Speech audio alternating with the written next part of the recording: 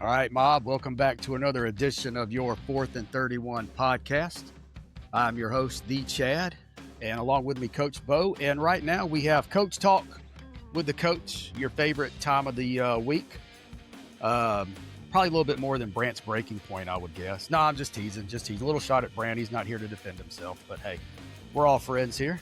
Well, today we got a very special edition of Coach Talk, as Coach Bo is going to rate his top 10 coaches of the last 47 years.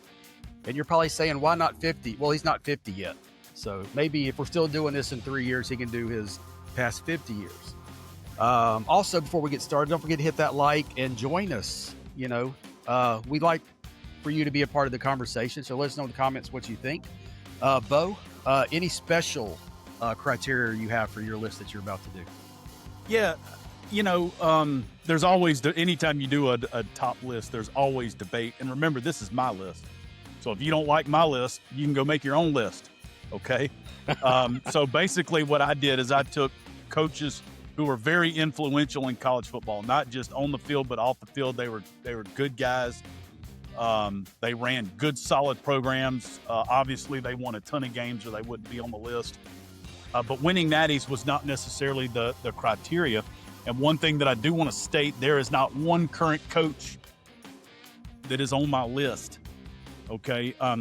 Because there are coaches who are currently coaching who are still basically stating their case, who are still making their way possibly into my top 10 in the next 10 years when they step out, or this, what I call this last of the old guard coaches. And we'll talk about a couple of those guys that are still going as they move on. And then you have your quote unquote, the next generation of guys, and that these younger guys eventually are going to look around and they're going to be the old guys. It's just something fun to do. Something fun to debate. It's just kind of a nostalgic look as we look through nearly, not all the way, but nearly 50 years of college football. And I'm going to compile a list of the top 10, maybe 15. I don't know. I hadn't decided yet. Top 10 to 15 college football programs of the last 100 years. So that's always good for debate because somebody always gets their feelings hurt. And then we all know that there's teams that we don't like. And when we see those teams on those lists, we automatically makes us see red. So just something fun to do while we're here in this off season, even though there really is no off season because spring ball's going, and before you know it, it's going to be summer workouts, and the Feel Steel publication is going to be here in early June, and then it's going to be time to roll it back, boys and girls. All right. Well, with that said, Bo, start us off with your number 10. Yeah, so we're going to start with number 10. And my number 10 choice for this list was Frank Beamer, who most notably who instituted Beamer ball. He put an emphasis on all three phases of the games, most notably special teams. If you played a Frank Beamer coach team, you better have the screws tightened when it came to special teams. They made so many big plays in the special teams to really flip games. Longtime assistant with Bud Foster, one of the better defensive coordinators of the last 30, 40 years. They were together for a long time. Something that was interesting about Frank Beamer, he went to 23 consecutive bowl appearances. And the thing about that is, again, and Chad and I talk about this a lot when we were growing up, college football was a lot more regional. So you basically had your regional winners, and then they kind of played each other in bowl games. And then, the bowl games just meant a lot more. Shoot, now you get bowl games where you have teams from the same conferences playing each other. So he also got to the 1999 national title game, where they lost to the Florida State Seminoles. But the fact that Virginia Tech actually got to a national championship game speaks volumes. He was at Murray State from 1981 to 86, and then Virginia Tech from 87 to 2015. He won 280 games, which puts him 19th on the all-time list. He never won a national championship. Again, this list is not about winning championships. These are about guys that had such a great impact on college football. He did win 8 conference championships between Virginia Tech and Murray State, 7 at Virginia Tech. He had 16 consensus All-Americans, had 100 players drafted. And, some people that, you're only as good as the people around you. And some key coaches that he had around him, he had coaches that coached with him, were assistants with him for a long, long, long time. But of course, I already mentioned Bud Foster, one of the better defensive coordinators. In recent memory, his son, Shane Beamer, who's now the head coach at South Carolina, and Brent Pry, who was the head coach at Virginia Tech, who recently was fired and is now the defensive coordinator at Virginia Tech. So an interesting twist there. A few players that really helped solidify his program and take it to the next level. If you think the first player that I think of when I think of Virginia Tech is Michael Vick. He was a top draft choice. Had a long NFL career, and really helped catapult the Virginia Tech program. He was the quarterback of that 99 team that took the Hokies to the national title game. Also, D'Angelo Hall played defensive back for a long time, all pro, played a long time in the NFL. Antonio Freeman, longtime Packer receiver, and Tyrod Taylor.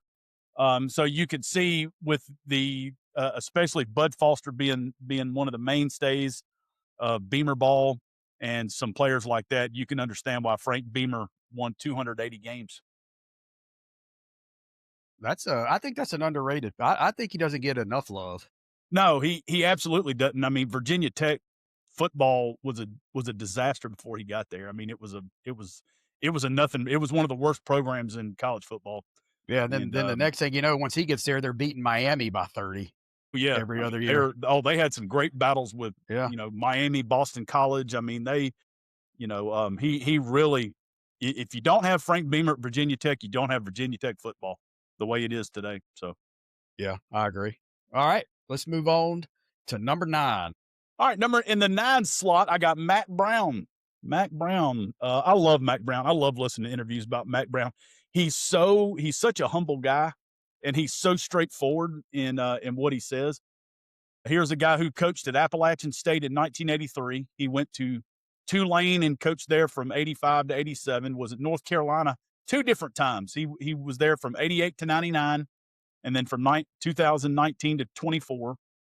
And then he was at Texas. That's where he gained most of his fame and real acumen as a college football coach at the University of Texas. He was there from 1998 to 2013. He won 288 total games. That puts him at 18th all time. He won 1 national championship. That Vince Young team, and what a game that was. That's one of the great all-time games in the Rose Bowl when they beat USC and Reggie Bush. And that was a stacked team. I mean, Lindell White, Reggie Bush, Matt Leinart. I mean, that team was absolutely loaded. And that Texas team beat them. Mack Brown won 7 conference titles between I think it was the old Southwest Conference and the Big 12. Had 51 All-Americans and 119 players drafted. And Mack Brown, again, this is just one of the good men of college football. Always set a good example. Just a real quality human being. Very good coach, but a quality human being. Some of the key players that played for him, of course, the first one that comes to mind when I think of Texas football, or when I think of Mack Brown, is Vince Young, of course, winning that national championship. Ricky Williams breaking the rushing record. Then also Colt McCoy. I mean, he was as decorated of a quarterback as Texas has ever had. Didn't win the national championship, but played in one. And then, of course, going back a little bit, his North Carolina days, Dre Bly, he played in the NFL a long time, was a great player. Also, some coaches that worked with Mack Brown over the years that went on to have coaching careers. Will Muschamp, who is back as the defensive coordinator at Texas for Steve Sarkisian. Major Applewhite, who was a very decorated quarterback as well. He won a lot of games at Texas, and also is the head coach for my South Alabama Jaguars. And then Tom Herman. He was coach at Houston. He also came back to Texas. He was at Florida Atlantic. coached a lot of college football. And then Carl Torbush. I don't know if you know that name might not ring a bell to some people, but I believe he coached in the NFL. He was a special teams coach, a longtime coach. He went on to coach at North Carolina after Mack Brown left and went to Texas. So, Texas is one of those schools. I mean, it just, lots of money, lots of good high school football. I mean, it's hard not to win at Texas, but Mack, just very good for the game of college football. If you ever get a chance to listen to him talk just about college football, the state of college football, just sit down for a few minutes. He's got a lot of wisdom. I'm gonna go back. You said that Rose Bowl was one of the greatest. To me, that was the greatest game I've ever watched and this was to me, it was almost as better as Tua's walk-off touchdown to Devontae Smith. That game, because I'll be honest, and anybody who watched that game, Texas had 0 chance of winning that game according to a lot of people. Well, they were close to a double-digit underdog in that game. Yeah. And just it was a foregone conclusion. I mean, USC was already anointed the champions. And boys and girls, let that be your lesson. That's why we play the game. Yeah. And then one other thing, when did Mack Brown start at UNC? What was his first year? 87 at North Carolina. So he was on that North Carolina team that lost to Alabama in the Gator Bowl in '94. Okay, yeah, he was at North Carolina from 88 to 97. Yes. Okay. Yes. When North Carolina had the Johnson & Johnson backfield back in the mid-90s. Well, yeah, Curtis and Leon, and I think that they were running option back then and or running some option. And God, they had a receiver. God, he had a funny name, but man, I mean, Matt got some players to North Carolina. I mean, he really helped elevate that North Carolina program. That you could really see how good it could be. All right, before we get off too sideways with this, number 8, what you got at number 8? Okay, number 8 is Bill Snyder, one of my favorite. This, honestly, I feel like he's number 1 just because of what he did at Kansas State.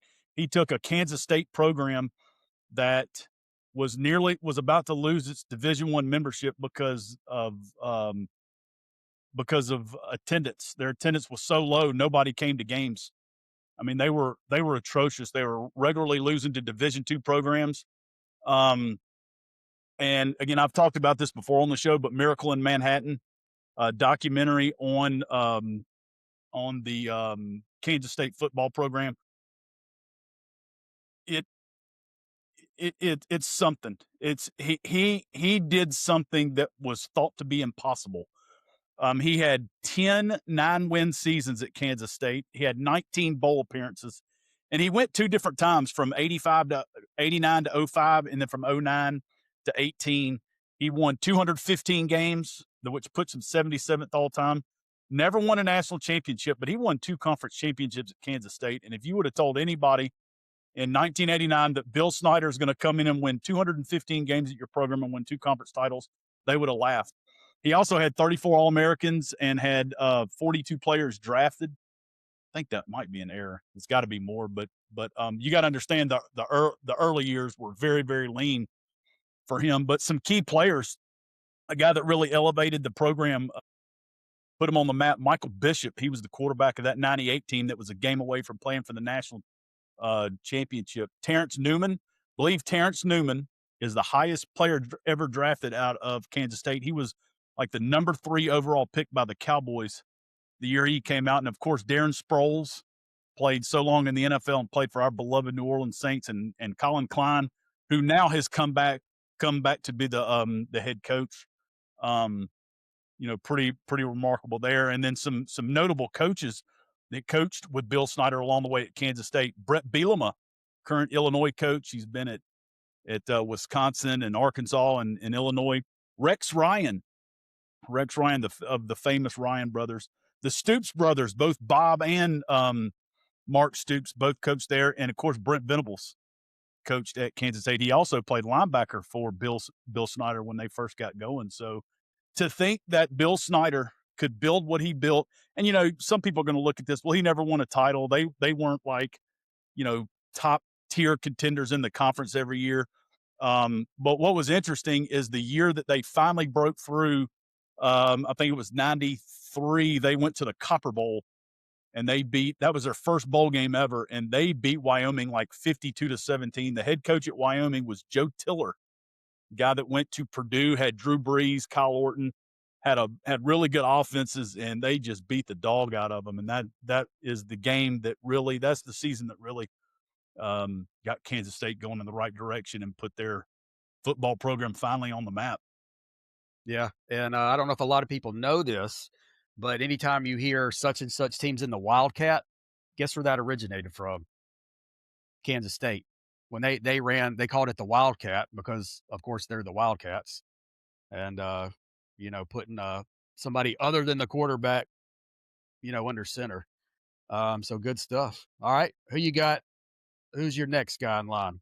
Okay, next in line is Steve Spurrier, the old ball coach. Some people might disagree with this one because he was at Florida. Well, first he was at Duke from 87 to 89. Then he went to Florida from 1990 to 2001, where he won a national championship.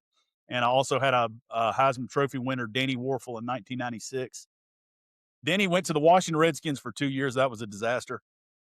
And then went to there's some guys that are just college football coach. He's a college football coach.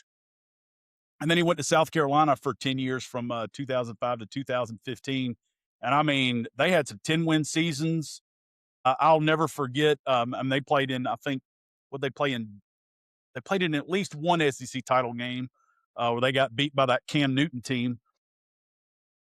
And then also, of course, the hit in I think it was either the Citrus Bowl or the Outback Bowl against Michigan, where Jadeveon Clowney just knocks that running back's helmet off. That right there was called sports karma. Yeah, that was unbelievable. Because Michigan was well short, but I digress. Yeah. Go ahead. Yeah, he was. They were at least minimum 6 to 8 inches short, and the referee, just give it to him. And then like the next couple plays, Jadeveon Clowney. It was the ensuing play. Was it the ensuing play? Yes, I knew it was on that drive. It was. I wasn't sure if it was the next play or not. But Steve Spurrier is the only coach on this list that actually won a Heisman Trophy himself in 1966. Brash, arrogant, cocky, and I loved it. I loved the visor throwing. I mean, I loved everything about Steve Spurrier. Steve Spurrier just walked into the SEC and just said, "Boys, I'm about to change the game." And he did. I mean, he was the first coach to really come in and open it up. He won 228 games in his college career, which puts him 57th all time. He won 1 national championship, 6 conference championships, had 34 All-Americans, and had 100 players drafted. Now, some of the guys that really contributed to the program, Shane Matthews, he was the first quarterback that he had that really started to elevate the program at Florida. Then, of course, Danny Warfel won the Heisman in 96. Also, I really think that Spurrier changed a little bit as he went on. He understood the importance of line of scrimmage, running the football, and playing defense. Guys like Javon Curse and Alex Brown, first round picks. Those guys, you started to see that show up more. In other words, the defense got better the longer he was at Florida, and those guys really kind of changed the attitude at Florida. You can't mention Florida during this time without Fred Taylor, a dominant running back. Played many years in the NFL. And then, of course, every time I think of Spurrier and I think of that championship team and those great teams, Ike Hilliard, Rito Anthony, and Jaquez Green. I mean, those 3 guys were unbelievable, and they were all on the same team together. Green came in a little bit after the other 2, but I believe he was a freshman, Hilliard and Anthony's last 2 years, and they were unbelievable talent. Some of the coaches along the way in the coaching tree, Bob Stoops, a guy named Rick Stockstill. Some of y'all might not have ever heard of Rick Stockstill, but he was a longtime head coach at Middle Tennessee. Did a really good job. If you ever want to know about coaching with shortcomings and coaching with disadvantages, go coach at Middle Tennessee. You don't have much of a recruiting base, and the facilities were not very good at that time. Charlie Strong, Randy Shannon, and the great Marvin Lewis. I say the great Marvin Lewis because he took the Bengals, Cincinnati Bengals, and really turned them around into a very competitive franchise. Carson Palmer and did a really good job there. So Steve Spurrier was I make him seventh on my list, and the old ball coach, love me some Steve Spurrier. Yeah, and you really and honestly, he could be higher if you think about what he did at 3 different schools. He won a conference championship at Duke. Duke, that's what I was gonna start with. Then you come in, and I don't think many people know just how terrible Florida was, pre-1990, before he got there. They I they want were to not they say, were not good. yeah, I want to say that Galen Hall was there, and they had some sanctions or something, Yeah, and he basically had to come in and clean up a mess, yeah, eh and he did, and cleaned it up very well. yeah, and then once you leave Florida, you try the NFL. I don't hold that against him. Because like Bo said, some people are NFL, some people are college. He tried it because he wanted to. He very quickly learned this ain't college. Came back to South Carolina, and they were very good. I think they beat Clemson 5 years in a row at South Carolina when he was Well, there. I think he had 2 or 3 back to back to back 10-win seasons. Yeah, Never has never been done before. I mean, Lou Holtz yeah. didn't even do that at South Carolina. So if you think what he did at 3 programs who were not very good when he inherited them, realistically, he could be higher on some people's list. All right, Mhm. good stuff. All right, what you got next? All right, next in line, so that would make us what, I ain't gonna lie, I let's forgot what number we were on. yeah, let's see, that's 10, 9, 8, 7, number 6, 5, number 5. Now this guy would have been higher except for some of the comments that he made about purposefully dodging playing in the Southeastern Conference, and this is Bobby Bowden. He finished with 377 wins and 4th all time, but the fact that I saw in an interview with Paul Feinbaum that he said, and these were his words, that going through the ACC would be a better path for them to win a championship at Florida State because the SEC was just too tough and he didn't know if they could hold up. So realistically, he's probably 3rd, but I can't put him any higher than where he's at in this 5th spot because of that. But you can't deny what he did. Again, Florida State at one time, if memory serves correct, was an all-girls school. I mean, that was years and years and years ago. He had 21 bowl wins. He coached 5 NFL Hall of Famers, and he had 14 consecutive top 5 finishes. Florida State, if Florida State played in the playoff era, like the era that now, that they would have been in the playoff every year. I mean, Florida State was that dominant in the ACC. He coached at Samford from 1959 to 1962, West Virginia, 1970 to 75, and then from Florida State from 1976 to 2009. He won 3 national championships, 12 conference championships, had 153 All-Americans, and 150 players drafted. Some of the most notable players he had, I think the guy that really elevated the program to the next level, Charlie Ward. You remember him? He actually ended up playing for the New York Knicks. He did not play in the NFL. Deion Sanders was the guy that really first got kind of notoriety to Florida State with all his flashiness and all the stuff he was doing. That was before Bo Jackson ran him over down on near the goal line. But anyway, Derek Brooks, probably one of the great inside linebackers of all time. Terrell Buckley. Terrell Buckley is probably the best defensive back that not named Deion Sanders that played at Florida State the entire time Bobby Bowden was there. And then, of course, one of my personal favorites was Warwick Dunn. I mean, he was 5'9", little bitty guy, and he was from either New Orleans or Baton Rouge, I can't remember. And LSU said, "Oh, you're too small to play for us." And Bobby Bowden said, "Come on, son, come play for us. We'll figure out something for you to do." And then, of course, he goes and plays in the NFL for forever, and had a great career. And then some of the coaches that from the coaching tree, Mark Richt, Mr. 10 win. He was Mr. 10 wins at Georgia and at Miami. Just couldn't quite get over the hump. Jimbo Fisher, who won a national championship. Chuck Amato, longtime assistant, went to NC State and was the head coach there. And Rick Stockstill coached under Bobby Bowden again. Again, Rick Stockstill, very, very underrated coach because he never had a high profile job, but very good football coach. The legacy that he left that Bobby Bowden left at Florida State will never be touched. Unfortunately, a lot of people just remember how sideways that program got probably the last 4 years he was there. And that's one of the things that I always hated about some of these older coaches is all they know is coaching. That's all they've ever done their whole life, and they hang on too long.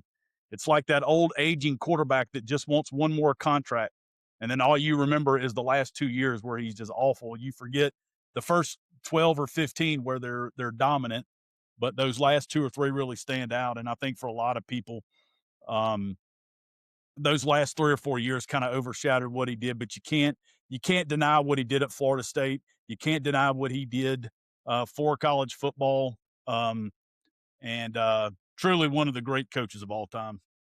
Yeah, and your reasoning about him not wanting to be in the SEC is valid because when he first got into it, it was called like Florida State and the Seven Dwarfs or Florida State and Eight Dwarfs because there was literally no competition in the ACC. He did go to the easiest conference that was out there at the time. But with that being said, I mean, it kind of makes him smart. You know what I Yep. mean? He kind of understood the assignment. Yeah. Also, Also, too, there was something else I left off there. There was a stretch.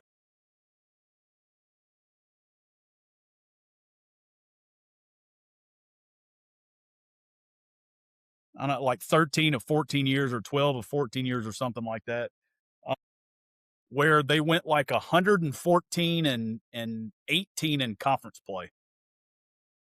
And that's just unbelievable, just unheard of. yeah, I know when they finally lost a conference game, it was what 5 or 6 years into them being in there before they even Yeah, lost a conference that game. they had won like 33 or 34 consecutive games before Yeah, they finally lost one, and I'll never forget it. It was on a Thursday night. They were playing in Charlottesville. yeah, The great coach at Virginia, Welch, was still there, and I believe the Virginia Cavaliers still had the Barber yeah. brothers, Tiki and Rondé. and they had Tiki and Rondi, and I want to say Aaron Brooks was on that team, former Saints and Raiders quarterback. Literally, Eric Dunn got tackled a half a yard short on the last play of the game, and that was their first conference loss. And they were, like I said, they started off, they won like 34 in a row before they finally lost one. Yeah. All right. Well, I guess there's four. Got You 4 know, they left. had 4 left, so they're Bowden at 5 is crazy, but 4 left. Who you got at number 4? And again, honestly, I really think Bowden is probably 3, but I dropped him 2 spots because of the dodge in the SEC. All right. In number 4, my number 4 spot is the great Lavelle Edwards, the BYU coach. He was there from 1972 to 2000, won 257 games, and that puts him 28th all time. Now, some of you may not have ever even heard of Lavelle Edwards. BYU was the first college football team. They were the air raid system before there was the air raid system. They were throwing the football a lot, and throwing the football down the field. They were the first college football team that I remember that really emphasized the passing game. And if you think about it, you look at some of the quarterbacks he had, it is a who's who of quarterbacks. They won that national title in '84 with Robbie Bosco. They also had Steve Young, Hall of Famer. Who's a namesake too. Yeah. They also had Jim McMahon, who won a Super Bowl with the Bears. Then they had Ty Detmer, who won the Heisman Trophy and was the all-time leading passer for years and years and years. So Lavelle Edwards and BYU, he left a mark on college football that they, in other words, Lavelle Edwards and BYU were so far ahead of the curve, and that's why they won so many games. And you could say, oh, well, they played out in the Mountain West. They played out West. Yes, they did.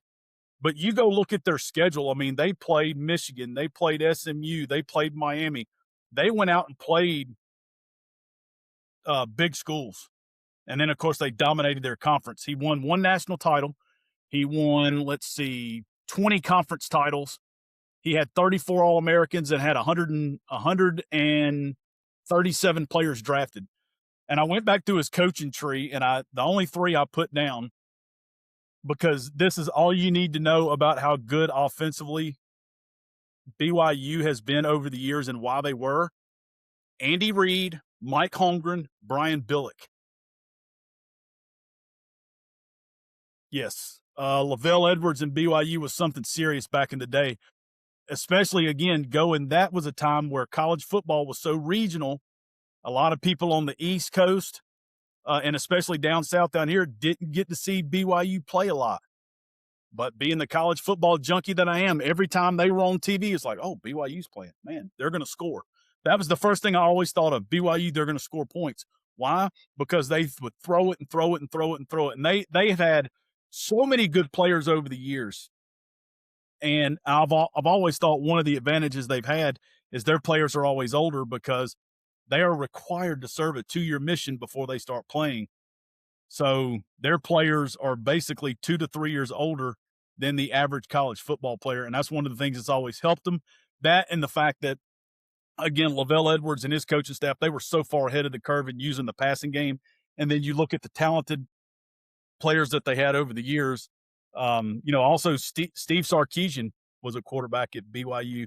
Our boy that played for the Saints. Help me out, Chad. The tight end, he just retired. You're talking about Taysom Hill? Taysom Hill, yeah. Taysom Hill, yeah. He played at BYU. I mean, they have had some great players over the years. And probably, in my opinion, the single most underrated program in the country, because they've never played in a major conference until now, joining the Big 12. And they've always been out west. So, we didn't get to see them a lot. But when we did, it was usually a show. Yeah. And what sucked about that was they was coming on like at 11 p.m. every night or every Saturday. So as you had your, back in the day, you had your Jefferson Pilot at noon. You had, maybe Ole Miss, Vanderbilt. Then you had your Florida, Tennessee game at 2:30. And then maybe you had your 7 o'clock Alabama, Mississippi State or whatever. Yeah. And then like the other conferences, you'd get one Big Ten game, or maybe you'd get to see USC, 2 or 3 times a year. Again, everything was just so regional. And of course, now, I mean, shoot, I'll have 4 games going at one time, and then I'll also have another game going on my phone, and I'll have my laptop up, and you got as many as 8 or 9 games going at one time. So yeah. And then as a kid, it's like, do you want to watch BYU or do you want to watch the super fans on Saturday Night Live? So you had to make a choice. Choices. Yeah. You didn't have the picture-in-picture box, and chances are there wasn't but maybe 2 TVs in the house. Yeah. So because we had to see if old Todd was going to have another heart attack. Yeah, I mean, we had to take care of our boy. We didn't. You never know when you're going to have to get hooked up to a barbecue sauce. To get injected intravenously. Yeah. So if anybody, real quick, we're going to move on. I don't want to get this sideways. Yeah. Anybody who don't know the super fans, YouTube super fans, Saturday Night Live, you won't be disappointed. All right. Number 3. Okay. You got it. Number 3. Number 3. Actually, this is number 4. Oh, this is number 4? 4. Okay. Lou Holtz. All right. Lou Holtz, 3-time National Coach of the Year. He also coached for the Jets in 1976. That didn't work out too well. But from 1969 to the year 2000, to 1996, 2004, from 1969 to 2004, he coached at William & Mary, NC State, Arkansas, Minnesota, Notre Dame, South Carolina. He won 249 games, puts him 34th all time. He won 1 national championship, won 3 conference championships, had 16 consensus All-Americans, and I think 15 of them were at Notre Dame. And then he had 129 players drafted. Lou Holtz, throughout his career, was known as a program builder. Almost every stop he took, he had to rebuild programs. And some of the guys that helped build his career, I put this one on here, Ron Calcagni.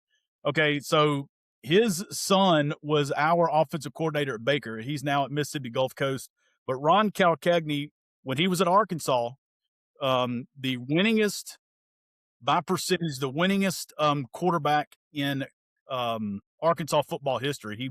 He went like 20-5 in his 2 years as a starter, and really helped propel that Arkansas program. He wasn't there, but when they ended up playing Alabama in the Sugar Bowl, and of course Alabama won Bear Bryant's last national championship that year. But the fact that they got there out of the Southwest Conference spoke volumes for Lou Holtz. But also Tony Rice. Tony Rice was his first big time quarterback at Notre Dame. He won him that lone national championship. And then of course Rocket Ismail, he was the star. You had Aaron Taylor, one of the best offensive linemen to ever come out of Notre Dame. Tim Brown, electrifying, played 15 years in the NFL, played for the Raiders, a great punt returner, receiver. And of course, Jerome Bettis. You can't mention Notre Dame football and not mention Jerome Bettis. But what an impact Lou Holtz had on all of these people. If you ever get a chance to listen to Lou Holtz give a speech, just listen to it. The words of wisdom that he offers about being successful, how to be successful, and priorities. You need to take a listen. All right, some of the coaches that coached under him: Urban Meyer, Monty Kiffin, the great Monty Kiffin, the inventor of the Tampa 2 defense; Pete Carroll, who built the USC dynasty; Barry Alvarez, who really elevated Wisconsin's program; and Dan Henning, who coached in the NFL for a long time. So Lou Holtz, of course, he just recently passed away, but one of the figures that he'll be remembered 100 years from now. Yeah, and if anybody's seen the documentary Catholics versus Convicts, he had the famous coach save Jimmy Johnson's ass for me. So, that's another good one. I'm glad you mentioned that. Yeah. That is another great 30 for 30. That Yes. whole thing's phenomenal. I would say probably that one. And then the SMU, the Pony Express, were the Pony Excess. Pony Excess were two of the best ones. Yes, I thought that was good too. All right, now are we at number 3 now? I screwed up last time. Yeah, that's okay. Number 3. All right. All right. My number 3 was Tom Osborne, the great Nebraska coach. He was there from 73 to 97. He won 3 national titles. And the irony of that is he didn't win all 3 national titles until much later in his career. He was at Nebraska, I think 18 years before he won his first one. But he never won fewer than 9 games in a season, which is unbelievable. He won 255 games, which puts him 31st all time. And of course, Mike Rozier was his Heisman Trophy winner. And Tom Osborne, honestly, if you look back at his career, he was probably 10 plays away from having 5 more national championships. It seemed like every year they were in the Orange Bowl, playing Miami or Florida State or a big time program with at least a chance to have a shot. Maybe it's sharing the national title, because back then, you had multiple polls, and there was some, like one year they shared the national championship. Well, I think it was 97. Excuse me, Osborne's last year, where they shared the title with Michigan. But he also won 13 conference championships, had 53 All-Americans and 171 players drafted. And the 2 things I think of when I think of Tom Osborne: the option and amazing offensive line play. The amount of offensive linemen that were just churned out through that program over the years, amazing. And of course, some of his great players: Mike Rozier won the Heisman, Turner Gill, who was a quarterback, Tommy Frazier. Tommy Frazier was awesome. I would love to have seen Tommy Frazier in today's offenses, where he could get in the gun and use his athleticism a little more, and get outside the pocket, have the RPO game. Tommy Frazier would have been he was good enough as it was, playing under center, running triple option. And then of course Dave Remington. I don't know if any of y'all are aware that the Remington Award is named after Dave Remington, who played at Nebraska. It goes to the best center every year. So I had to give some love to the offensive line, because that's how he built his program, was the offensive line and the option / power run game. And and they played everybody. They played Alabama, they played USC, and then of course the conference they were in, the Big 8. I mean, Colorado was really good. They played Texas, Oklahoma. I mean, he didn't shy away from it. He is one of the coaches, man. They played everybody anybody that would play him. And then when he was done with all of that, he served in the United States Senate representing Nebraska. So gave a lot of service not only to the University of Nebraska, but the state of Nebraska, and just built an absolute, what I call just a football factory of they just churned them out for a couple of decades. And, I really feel for the Nebraska fan base because they know the program they had and what they can be. And they're a long way from that now. But, but what a great coach Tom Osborne was. Yeah. And I remember that 96, they were playing Florida in the Fiesta Bowl. And Frazier ran like 200 yards. They beat them within an inch of their life. It was like 62-21 or something. Man, I tell you, actually won $5 from Patrick Engelstead on that game. Nice, Davidson. And I tell you what, that was the game where Apollo's manager was in the corner in the Rocky 40s. Throw the damn towel. Throw in the towel. And to me, and what I said about Steve Spurrier earlier about having guys like Javon Curse and Alex Brown, that was the game that showed him you can't just go winging around all over the place. And I think that was the game where he changed his focus a little bit. They started running the ball a little more, and they got better on the defensive side of the ball. So good coaches will learn lessons from losses. Yep. All right. Well, we're down to 2. All right. So these are pretty obvious. Number 2 spot is Bear Bryant. So he was at Maryland in 1945, Kentucky from 46 to 53. Lost a spat with Adolph Rupp, and then exited Kentucky and went to Texas A&M for 3 years from 54 to 57. And then came to Alabama and inherited a dumpster fire of a program. I think the year before he got there, I think Bama went like 0-10 or something. From 1958 to 1982, just absolutely destroyed college football. And the 70s for Alabama football was as dominant as that 10-year stretch of what Nick Saban did. I mean, Bama won, I think, 3 or 4 national titles during that stretch. He won 6 titles overall, 323 games, puts Bear 8th overall, and won 15 conference championships, had 67 All-Americans, and had 130 players drafted. But in the 70s, when Alabama started running the wishbone, and you had guys like Tony Nathan and Major Ogilvy, I mean, you go back and look at those rosters in the 70s, unbelievable. Ozzie Newsome, I mean, they're running the wishbone, and Ozzie Newsome still averaging about 20 yards a catch. And then you go throughout the list of players that really helped propel Bear Bryant. John David Crow, that goes back to the A&M days. That was his only Heisman Trophy winner. He never had a Heisman Trophy winner at Alabama. Kenny Stabler, John Hanna. John Hanna, widely regarded as the greatest center to ever play the game. Ozzie Newsome, widely regarded as one of the top tight ends to ever play. And then, of course, a guy that's really given accolades for being the best defensive player that ever played for Bear Bryant, which is arguable, because it depends on who you saw and when you saw him. I mean, because you go back to those 78, 79 teams that won back-to-back titles. I mean, you had Barry Krause, Marty Lyons. That defense was loaded. But Leroy Jordan, playing inside linebacker, widely regarded as the best defensive player to play for Bear Bryant. And then some of the coaches that came through, Danny Ford, who went on to win a title at Clemson, Howard Schnellenberger, who built the Miami, he built the U. No Schnellenberger, no U.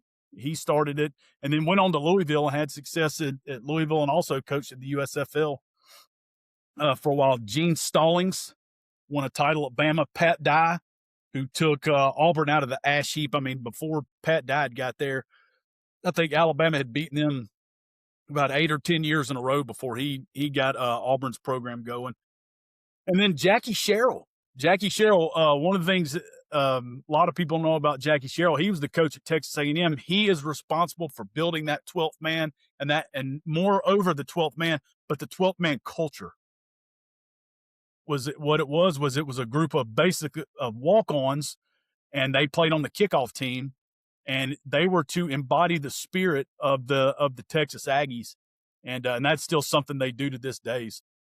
Lot of good history there, just from those coaches. I mean, the list was a mile long of people that I could have put there as far as his coaching tree, but I just kind of took some of the most prominent and used those. But for what Bear Bryant did for the University of Alabama and for college football, and during the time when he coached, unbelievable presence. Well, I'm extremely disappointed in you for not bringing up one quarterback that he had. I'm gonna give you a few seconds to figure it out. Joe Willie? No, this guy went to Davidson High School, man. Oh God, Richard Todd. Yeah, thank you. Yeah. That's minus points. My God. Sorry. Probably one of the better athletes to come out of our school that we graduated for. You don't bring them up. But I will give you that point back because you didn't bring up the 1990 Fiesta Bowl when Howard Schnellenberger and Browning Nagel absolutely skull drug Alabama. Yeah, I purposefully left that out. All right. that was one of the few times in my life where I have seen Alabama just get decimated. I mean, from the first snap of the game, like 5 minutes in, you're like, we got no chance today, boys. And that's I can probably count on my right hand the number of times that I've watched an Alabama game where I felt just like the Indiana game this year after I didn't feel that way in the first quarter. From midway through the second quarter on, I was like, no, we got no shot today. There was another game, I think it was against Florida in the late 80s, or maybe about 87, 88. We got just drug. I mean, it was like 34-0. Or 91. Maybe it was Penn State. Maybe it was 91. Penn State beat the crap out of us one year. But point is you don't see many like Penn State that. beat us like 37-6. Schnellenberger put a knowledge that day. I think sure. I don't remember where exactly it was, but it was Penn State did beat us. Yeah. And the other thing is, I'm surprised you didn't mention what I think it was Marty Lyons told Penn State in that Sugar Bowl when they were at the half-inch line. He told him, "You better pass." Well, I tell you that you go back and watch that defense. You couldn't move the ball against them. It was unbelievable. You could not move the ball against that defense. They were so good. I mean, Penn State had 3 chances from inside the 2-yard line. And they had a chance inside the 1-yard line. They had 2 chances inside the 1 and couldn't move the ball 6 inches. Yeah. All right. Well, you go back and watch that replay. You go back and watch that replay. He did not score. Yeah. That wasn't the referee misspotting the ball. He did not score. All right. I don't know if I should do a drum roll for your number one because anybody who has half a brain who number one is. Yeah. Of course, Nick Saban. Here's the thing. He was at Toledo in 1990. He was at Michigan State in 95 to 99. He was in between that spot of 1990 and between Toledo and Michigan State. He actually went back to the NFL. He comes out of the Bill Parcells coaching tree. And went and worked with Bill Belichick. Think about this: the Browns had Belichick and Saban, and they said, "No, we hate life. We're just gonna move the team and fire everybody." I mean, that's such a Browns move. Well, once they moved the team, then the new ownership when they got to Baltimore, they let everybody go. But at one point, yes, the Cleveland Browns had Belichick and Nick Saban, and were actually winning, and then decided to move the franchise. But he was at Michigan State from 95 to 99, LSU 2000 to 04. Then he went to the Dolphins.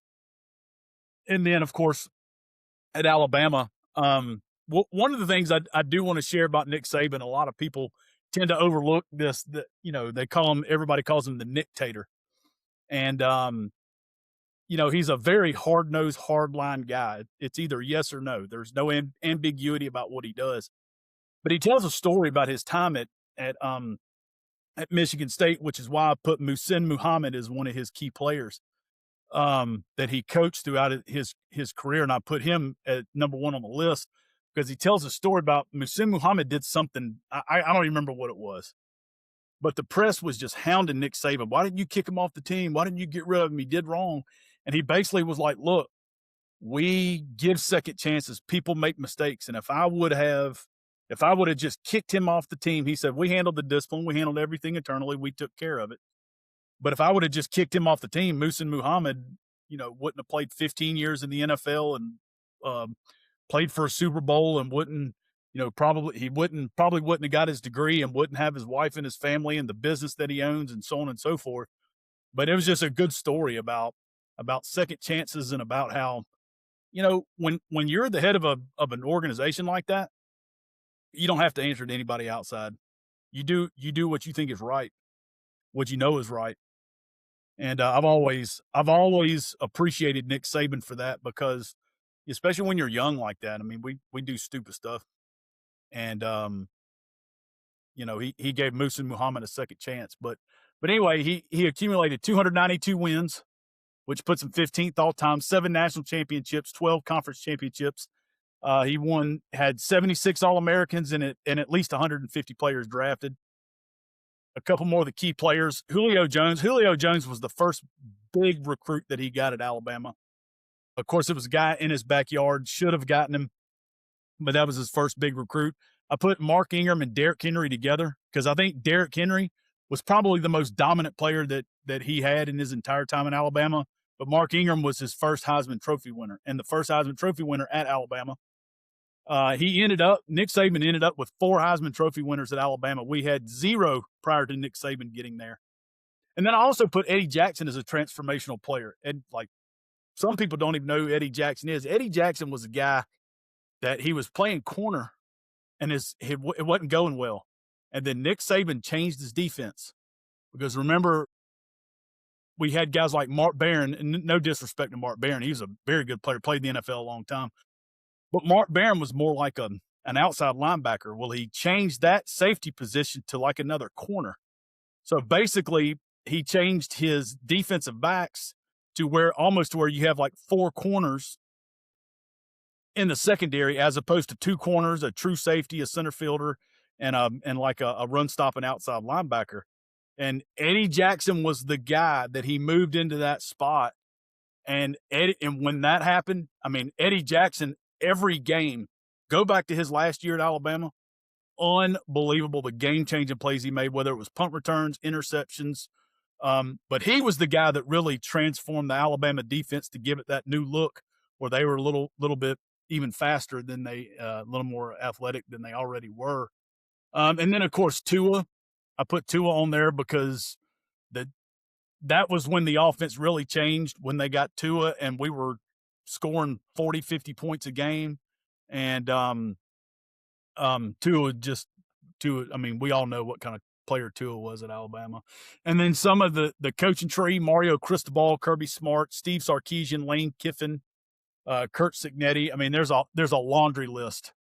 But I just took some of the ones that were, the tops of the list. You can't argue with what the man did.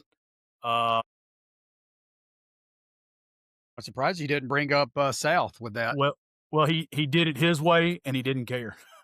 South. Yeah. Who was the coach at South for a while? South Alabama? Yeah. Joey Jones. Well, wasn't it Major Applewhite? Didn't he get he still is. I brought him That's up what I'm saying. when I talked Okay. when I talked about Texas. All Yeah, right, Major fair enough. Applewhite was the quarterback at Texas, and now he's the coach at Alabama. But I mean, there's a slew of coaches at South Alabama. There's a slew of coaches that have gone on and at least had some mild success somewhere and are still coaching somewhere, or like Tosh Lupoy just got the head job at Cal. But yeah, I mean, you can look back. I don't know anybody has left a bigger impact legacy on college football than Nick Saban. Yeah, good stuff. And Major Applewhite was named after Major Ogilvy. That's where he got from. And also one other quick little tidbit of knowledge. If you haven't watched the the SEC documentary about the SEC championship game, Shane Matthews actually wanted to go to Alabama, but they didn't recruit him. So Yeah, shame on you, Gene Stallings the or Bill Shane Curry. Matthews ban. The reason he wanted to go to Alabama, he loved the uniforms. Yeah, which is, I mean, I've watched that interview before, and he said that was the number one reason. He said, I loved Alabama's uniforms, and Alabama was always good. Yeah. So good stuff. Oh, and then look, I've got a few honorable mentions. I'm gonna run through these real quick. Yeah, because there's some names missing on this who people are like, well, why didn't this guy get on? And are those in your honorable mention? Okay, let's see. Well, I already told you I'm not going to talk about Joe Paterno and Urban Meyer because of what they did. Now, my criteria was basically I stuck to Division I coaches, and they had to have coached at least a season or two from 1979 to the present. Okay, so that's why what's his name from Ohio State, Woody Hayes, isn't on there, even though he karate chopped that kid from Clemson in the throat in the Gator Bowl. That's why he's not on here, because he actually finished coaching in 1978. Anyway, my honorable mentions, Eddie Robinson, 408 wins. He was at Grambling State from 1941 to 1942, and then again from 45 to 97. He also served as a girls basketball coach. He had taught a PE class, but that was the only coaching job he ever had was at, and there was something to do with World War II. I can't remember if there was something that happened during World War II, but anyway, he was at Grambling for 50 years. What an amazing career and impact he had. I also put Brian Kelly on the list between his stints at Grand Valley State, Central Michigan, Cincinnati, Notre Dame, LSU from 1991 to 25. He won 297 games. The shocking thing is he won more games than Nick Saban, but the big one always escaped. And Brian Kelly's 15th on the list all time. A guy that no one's ever heard of, Casey Keeler. I had to give him an honorable mention. He's won 276 games between Rowan, Delaware, and Houston State and Temple. So to win 276 games at schools where you don't have top talent and you don't have a decided roster advantage in probably maybe 2 or 3 games all year, I think you're a really good football coach. Chris Ault, 3 times he was the head coach at Nevada. Spanned all the way from 1976 to 2012. He invented the pistol offense. And I love that. I love running pistol. When I was coaching, I ran pistol a lot. I did a lot of stuff out of pistol because you can run downhill. You can give a lot of looks out of it. But he won 234 games. He was 45th all time. Next on the list, Bo Schembechler. He did not make the list. Bo did not make the list. No. He won 234 games, which ties him with Chris Ault for 45th all time from 1963 to 89. He coached at Miami of Ohio and Michigan. And the reason he didn't make the list to me, he won a ton of games. He won a lot of conference Big Ten championships, but he had a 5-12 bowl record, and he was 2-8 in the Rose Bowl and never won a national championship. And I just felt like to me, he reminded me a lot of the 1990s Braves. Great in the regular season. He was built for the regular season, but the postseason just escaped him for whatever reason. Hayden Fry, the great coach from Iowa. He was at SMU, North Texas, then Iowa from 1962 to 1998. He won 232 games, which puts him 50th all time.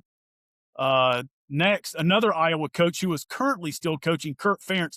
Now, Kirk Ferentz is the last of the old guard. He's the last of the Mohicans as far as I'm concerned. Once he goes, now your older guys are going to be like your Kirby Smarts and guys like that are starting to, they're going to be in their 50s here before long. And that's the next wave is the Kirby Smart generation guys. But from Maine to Iowa, he won 225 games, and that puts him 59th all time.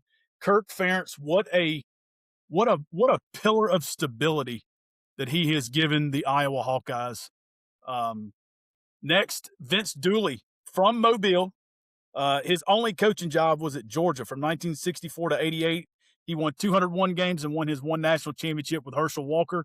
And one of my favorites, Chris Creighton, a guy nobody's ever heard of. I love this guy. He is currently the head coach at Eastern Michigan. But between Ottawa, which was in Kansas, Wabash, Drake, and Eastern Michigan, He's won exactly 200 games, which puts him 100th all time. And his coaching career started in 1997. And if you don't know anything about him, check out an Eastern Michigan game. They have no players that get drafted. They have no top end talent. He does it all with spit and glue. And every year he has his team in bowl contention. Then I pulled 3 guys. These are the last 3. These were non-Division I coaches. But Kevin Donnelly won 356 games between Anderson, which is in Indiana, Georgetown in Kentucky, California in Pennsylvania, and St. Francis. He won 356 games, which puts him 5th all time. Ken Sparks at Carson Newman. Some of y'all might have heard of them. From 1980 to 2016, won 338 games, puts him 6th all time. And Larry Keiris from Mount Union, from 1986 to 2012, won 332 games. I got to give them an honorable mention because those guys can coach football. They've won a ton of games, been highly successful. Didn't make my top 10, but again, they didn't meet the criteria to make the top 10. So there you have it. There's Bo's list. Who did I leave out, Chad, that you were most disappointed with? I'm not this is your list. I ain't disappointed. I just know you didn't put in Paterno. Yeah, well, because of all the off the field stuff, I can't. They knew what was going on. They turned a blind eye to it. I can't reward that. Fair enough. I don't blame you. Same with Urban Meyer. He loved Florida. Was a mess when he left. He goes to Ohio State. They have sanctions. Goes to the Jacksonville Jaguars. Does all that stuff in the bar with the woman. And by the way, he left Florida because the word on the street, his wife found out some stuff she wasn't supposed to. That would probably make me have a heart attack too if I was running around like him. But allegedly that's why he left because he was having a heart attack. I'm sure part of it was because he realized Nick Saban was taking over, and the other part was off the field activities, and then all the stuff in Jacksonville where he basically got mutinied by his coaching staff, and real scumbag. I don't care how many games you win. I wouldn't let you coach my son. Okay, Mob. Well, drop a like and a comment. Join this conversation. Let them know, what you think of his lists. Not bad.